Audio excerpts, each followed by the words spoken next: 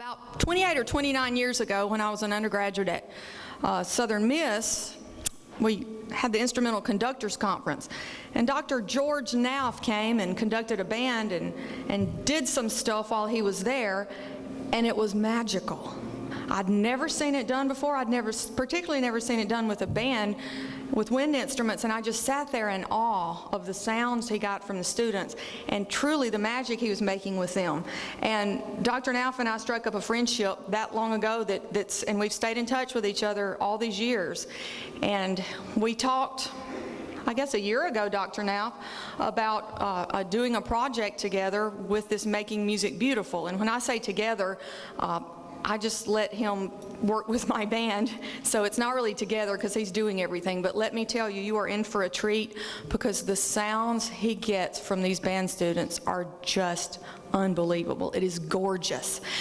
And Dr. Naff has such a passion for music and for teaching, and it's all from the heart. Everything he does is about love of music and love of sound and love of tone. And I think I know you're in for a treat, and Dr. Naff is truly going to make something beautiful today. So thank you all for coming. Dr. George Naff. Mm-hmm. Well, thank you. Well, good afternoon. I am just delighted to be here in Mississippi with you. I've already gotten to know these wonderful young musicians in the Oak Grove Wind Ensemble, and as Ms. Laird mentioned, I've known Sharon Laird and her husband Mark for a long time and have been following their rising star all these years. And I'm really grateful to you, Ms. Laird, and to all of you for partnering with us in this program this afternoon.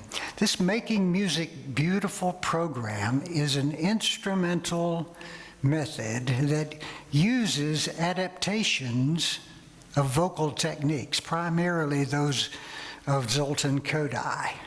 My teacher, Arpad Daraj, was a protege of Mr. Kodály in Hungary. Now, what we're doing is not the official Kodály system. I've got to make that very clear. We're just borrowing from it.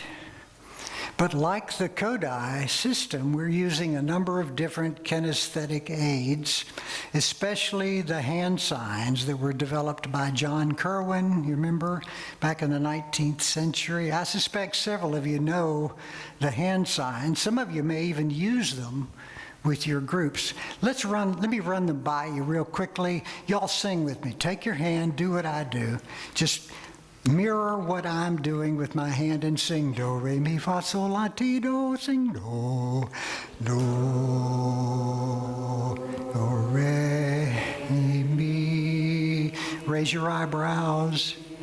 Fa, sol, la, ti. Raise your eyebrows. Do, ti, la, so, fa, mi, re, do. Yeah. You'll notice that for the whole steps in the major scale, we're using the whole hand, right? Do, re, mi, so, la, so, mi, re, do, la, do. And for the half steps, we're using fingers. Fa and ti. Do you notice that the fingers point the direction that note wants to resolve, right? Fa wants to go to mi, and ti wants to go to do, right? A short half step. See how that works?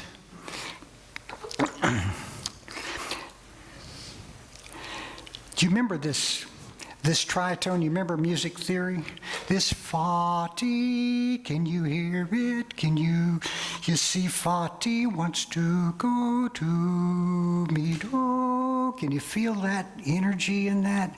That's the power of the dominant tonic relationship, isn't it? That tritone expanding like that. Now that's very important when we get into intonation tendencies and into the use of the just intonation system. But we don't have time in this hour to talk about that. But we're preparing a video tutorial in which we will cover this in great detail. Now, when you have a chance to read that handout that you received just a few minutes ago as you came in, you'll notice that our Making Music Beautiful program is as much a philosophy as it is a pedagogy. It's not just about developing musical skills. It's about developing people. It's about developing high human values, values that help us be successful not only in music, but in life, like discipline, motivation, goal setting, persistence, right? Sensitivity to beauty and excellence. So, let me show you how we will introduce this to the band, okay? Now, when possible, we want the students to relate what they're learning to what they already know, right? So in the beginning, Do for them will be concert B flat, because in the band world, the sun rises and sets in B flat. So it's going to be B flat, but it won't be long until they'll start relating Do to the first note of any major scale. Okay? So I want you all to pretend that y'all relax and smile. That's it. I want you to pretend that you're a middle school band and you haven't been exposed to this at all. Okay? I've had a few minutes to show them these hand signs. Now, as we move with them, you'll realize that if this indeed were a middle school band, you'd be going a lot slower than this. Okay? But it's no problem doing it. Okay, middle school band. You're familiar with do, re, mi, fa, sol, la, ti, do, right? Right? This is yes, this is no. Okay. Okay, but not only do we have a different syllable for each note of the scale, we also have a different hand sign. Okay, and I'm going to show them to you very quickly. The first one is do, and for you it's going to be concert B flat. Now remember, it's not always going to be concert B flat. It will be the first note of any major scale, but right now it's going to be concert B flat. This will be easy. All you have to remember is that when my hand goes up, you go up. When my hand goes down, you go down, and play very softly with a beautiful, beautiful sound. Okay, here we go. Follow my hands. Okay. Ready?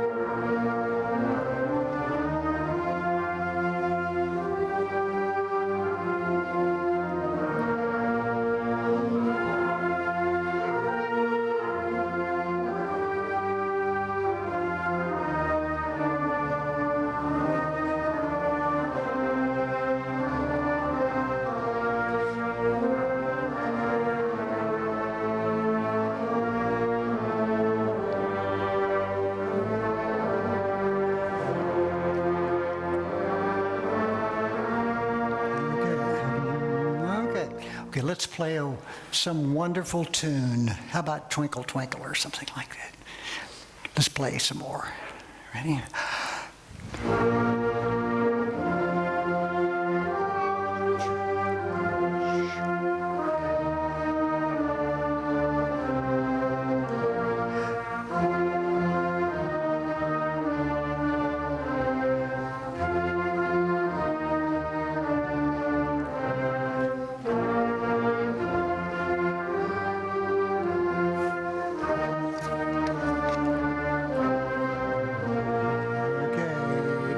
Excellent. Now, of course, with younger students, you're going to be going a lot slower with this, right? Now, as directors, what we're doing is we'll be developing a repertoire of exercises that we can use in any key, anytime, but primarily during our warm-up time. And in the process of warming up, we're going to be teaching all sorts of musical concepts.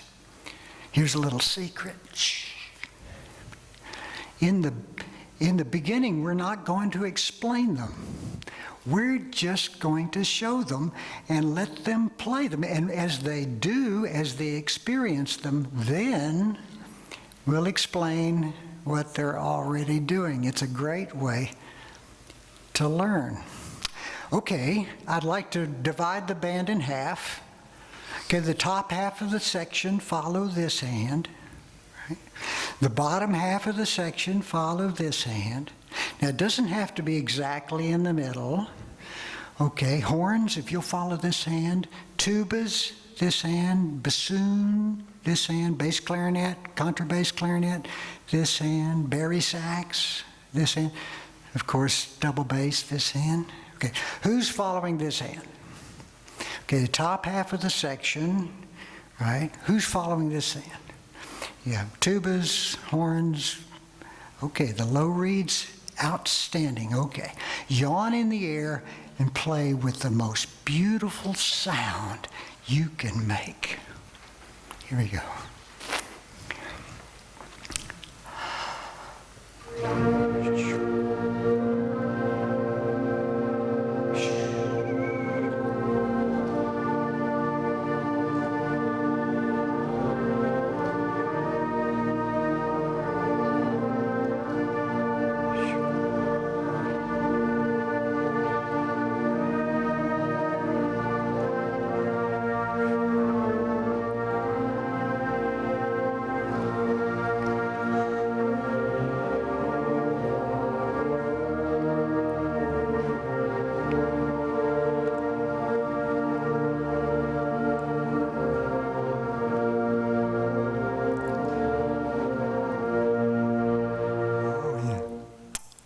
Let's continue. Let's do it again. This is too pretty.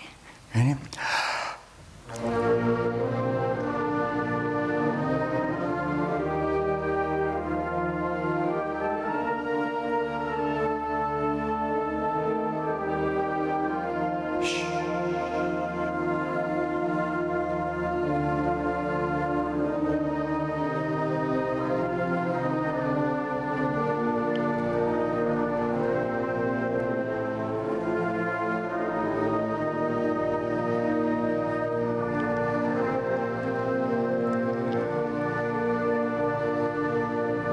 Let's continue.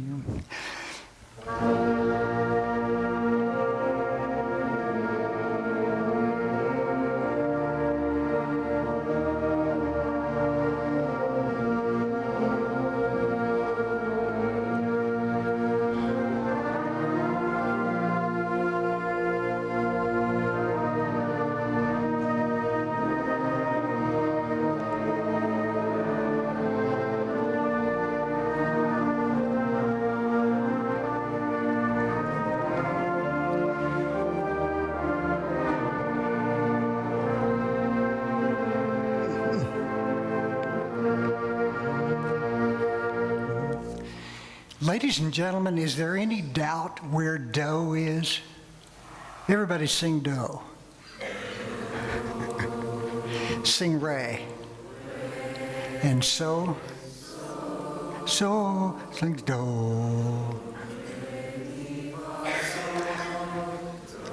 Okay. Yeah. Do is firmly ingrained in your brain now, isn't it? You may have trouble shaking it. I'll bet you tonight when you're having dinner, between bites of your mashed potatoes, you'll be hearing no, and you'll probably be fussing at me about it. Mm-hmm. Now just think, as your students are doing this every day, you'll be amazed at how quickly they'll develop this oral concept of scale degree. And once they do, they'll have a new language with which they can learn all sorts of musical concepts. Do you remember when your band director or your private teacher told you to practice long tones and you didn't do it? You remember? Or at least you didn't want to because they're so doggone boring. But now as band directors, we know their significant value, don't we? Just imagine your students, especially your younger ones, sustaining long tones for like 10 minutes or more every day, deep breathing, always listening for the quality of the sound that they're making. Man, that's like money in the bank, musically speaking. And if you've been a band director very long, you know that one of our greatest challenges is getting students, especially the young ones, to sustain with a beautiful sound that blends. Isn't that true? Now you notice that at this point, we're not the least bit concerned about attacks and releases, right? Typically, we're doing this during our warm-up period. Now, when we get into the rehearsal, we'll be all over them about attacks and releases and about precision and all that. But right now, all we want them to do is just keep the sound coming, open throat, deep breathing, always trying to produce the most beautiful sound that has ever come out of their instrument. Here's something that might help them get this concept. Can you yawn anytime you want to? Can you make yourself yawn? Try it. Yes, oh, look at that, man. Tell me your name again. Jacob. That is one of the finest yawns I have seen in Mississippi. Yes, tell me your name. Shayna. That was as good as his. See if you can yawn. I want everybody to yawn at least once during this exercise. Yes. Tell me your name again. Adia. That has to be the finest yawn I have seen yet in Mississippi. Yes. Yeah. Do you notice what happens when you yawn? No, it doesn't mean that you're going to fall asleep in rehearsal. What happens is that you automatically take in a huge breath, not up here in your chest, but down deep, down in your gut. And your throat automatically opens. By the way, sir, that's a great yawn. Out there are all sorts. These band directors are yawning back there. They may be bored. But your throat opens and you relax. Can you tell a difference in the sound of my voice when my throat is closed like this and when it's open like this? Is there a difference in the sound of my voice when my throat is open like this or when it's closed down like this? Yeah, there is a significant difference, isn't there? But when my voice is open like this, when my throat is open like this, then when it's closed down like this.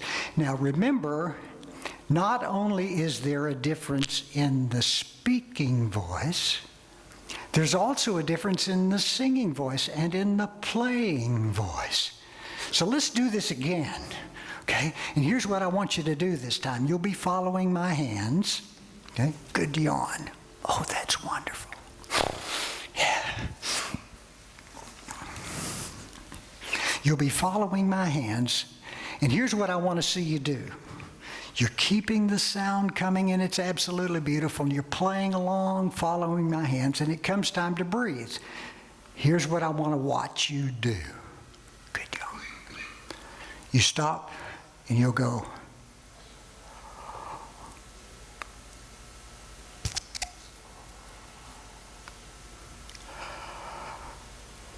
And you'll come back in. Okay? Can you do that? It feels as if your head is sitting on top of this huge barrel. You feel this big around. Okay, now let's do this again. And I want you to keep that open feeling. Yes, what a wonderful yawn, man. Here we go. Follow my hands.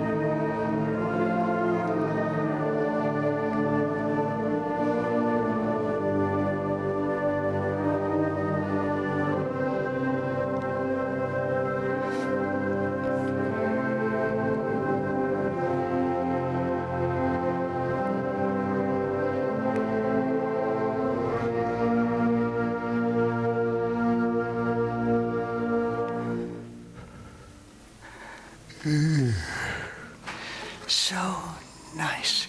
Tubas. I want you to play a third below this hand. Okay? Now it's going to be easy because I promise you this hand is not going to jump around.